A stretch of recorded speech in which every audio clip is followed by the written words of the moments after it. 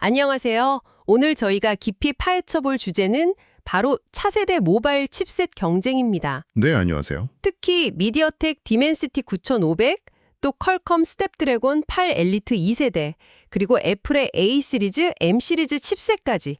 어우, 정말 뜨거운데요. 이 기술 동향과 성능 예측 자료들을 토대로 이 경쟁의 핵심과 그 의미를 한번 짚어보겠습니다. 자, 우선 눈에 띄는 게 클럭 속도랑 코어 설계 변화인데요. 내년에 나올 미디어텍 디멘시티 9500, 그 성능 코어 클럭이 4.00GHz로 예상된다고요.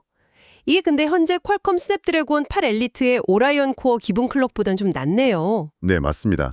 바로 그 점이 퀄컴이 왜 ARM 표준 코어 대신 자체 오라이언 코어를 개발했는지 보여주는 대목이죠.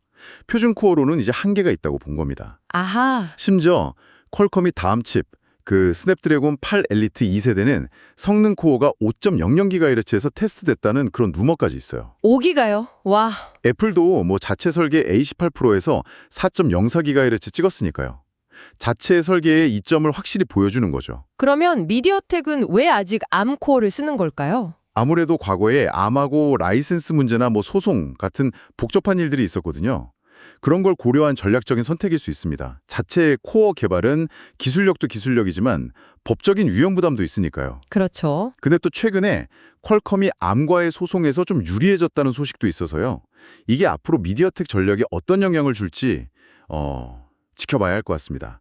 자체 코어 개발 가능성이 아예 없다고는 못하겠죠. 그렇군요. 상당히 흥미로운데요.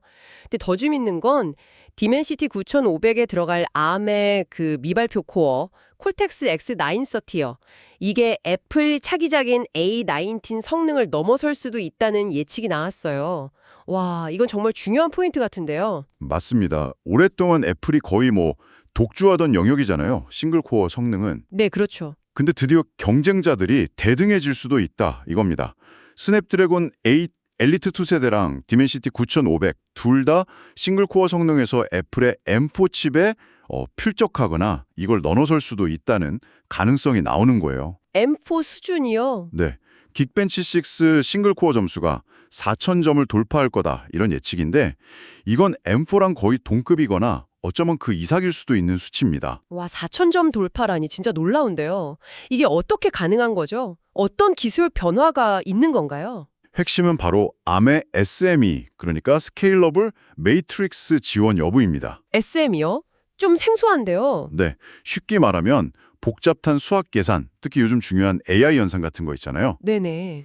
이걸 위한 전용 고속 처리 장치를 넣는 거라고 보시면 돼요.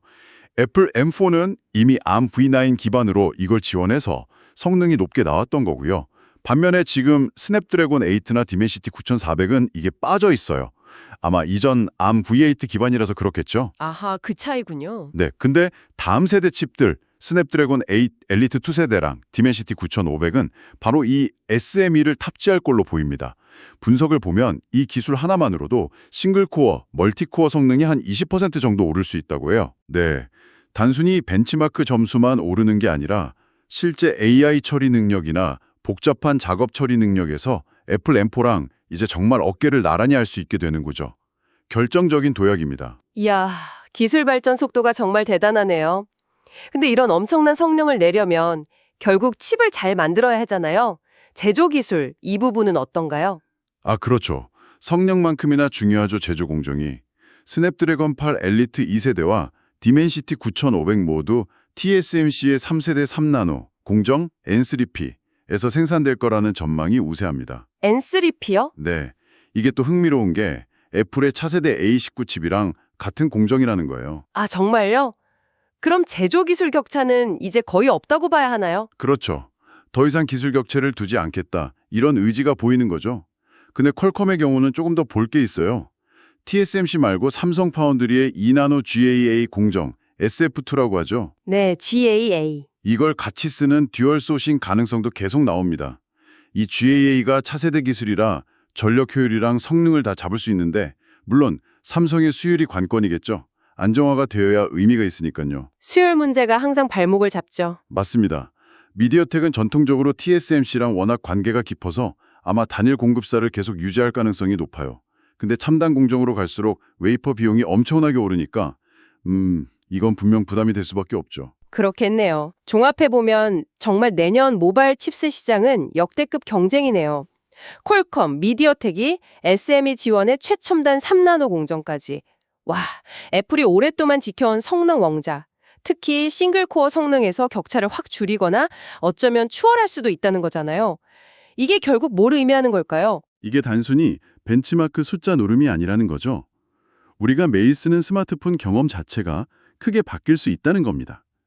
특히 SME 지원으로 AI 연산 능력이 좋아지고 고사양 게임이나 좀 무거운 작업들 처리 능력이 향상되는 건 사용자들이 직접 체감할 가능성이 높아요.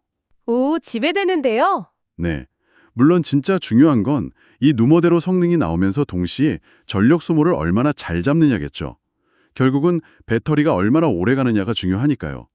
이게 최종 승자를 가를 핵심 변수가 될 겁니다. 맞습니다. 성능과 효율, 두 마리 토끼를 다 잡아야 하는군요. 그렇죠. 그래서 앞으로 발표될 실제 칩들의 성능이랑 전력 효율을 정말 면밀히 지켜봐야 합니다. 아주 흥미로운 시점이에요. 네, 오늘 함께 살펴본 내용들이 이 복잡한 기술 경쟁의 흐름을 이해하시는데 조금이나마 도움이 되었으면 좋겠습니다.